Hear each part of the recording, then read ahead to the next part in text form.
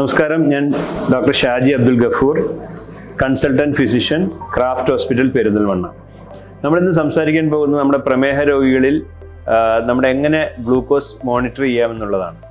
നമ്മൾ സാധാരണ പ്രമേഹ രോഗികളോട് പറയുന്നത് അവരവർ നമ്മുടെ കയ്യിൽ കുത്തി ഗ്ലൂക്കോമീറ്റർ കൊണ്ട് ഷുഗർ നോക്കുന്ന ഒരു പരിപാടിയായിരുന്നു നമ്മൾ അവലംബിച്ചു കൊണ്ടിരുന്നത്.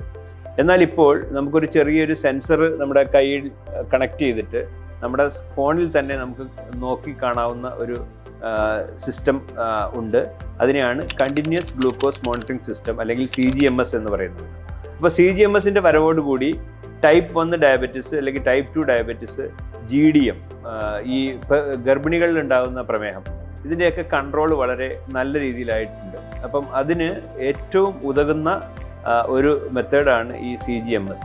അപ്പം ഈ നമ്മൾ സെൽഫായിട്ട് കയ്യിൽ കുത്തി വേദനിച്ച് ബ്ലഡ് എടുക്കുന്നതിന് പകരം നമുക്ക് ഈ 24 മണിക്കൂർ നമ്മുടെ ഷുഗർ എത്രയുണ്ട് എന്നുള്ളത് അറിയാനുള്ള ഒരു ഡിവൈസാണ് CGMS. അപ്പോൾ ഈ സെൻസർ നമുക്ക് ക്രാഫ്റ്റ് ഹോസ്പിറ്റൽ പെരിന്തൽമണ്ണയിൽ അവൈലബിൾ ആണ്. അപ്പോൾ ഇതുകൊണ്ടുള്ള അഡ്വാൻറ്റേജ് എപ്പോഴും ഷുഗർ നല്ല കൺട്രോളിൽ നിൽക്കും. നമ്മുടെ ആ ടൈം ഇൻ റേഞ്ച് എന്ന് പറയുന്ന അത് മെയിൻറ്റെയിൻ ചെയ്യാൻ സാധിക്കുന്നുണ്ട്. അതിനേക്കാൾ ഉപരി താഴേക്ക് പോകുന്നതും മുകളിലേക്ക് പോകുന്നതും കുറയ്ക്കാൻ സാധിക്കും. നമുക്കിപ്പം ഒരു 90-ൽ സെറ്റ് ചെയ്ത് കഴിഞ്ഞാൽ 90-ൽ താഴെ ഷുഗർ വരികയാണെങ്കിൽ അത് നമ്മളെ അറിയിക്കും.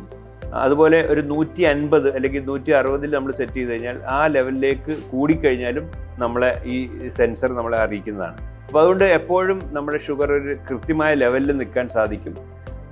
അതിനോടൊപ്പം തന്നെ നമുക്ക് എത്രത്തോളം എക്സസൈസ് ചെയ്യണം, എക്സസൈസ് ചെയ്യുമ്പോൾ കുറയുന്നത് നമുക്ക് അറിയാൻ സാധിക്കും, എക്സസൈസ് ചെയ്യാതിരിക്കുമ്പോൾ അത് കൂടുന്നത് അറിയാൻ സാധിക്കും.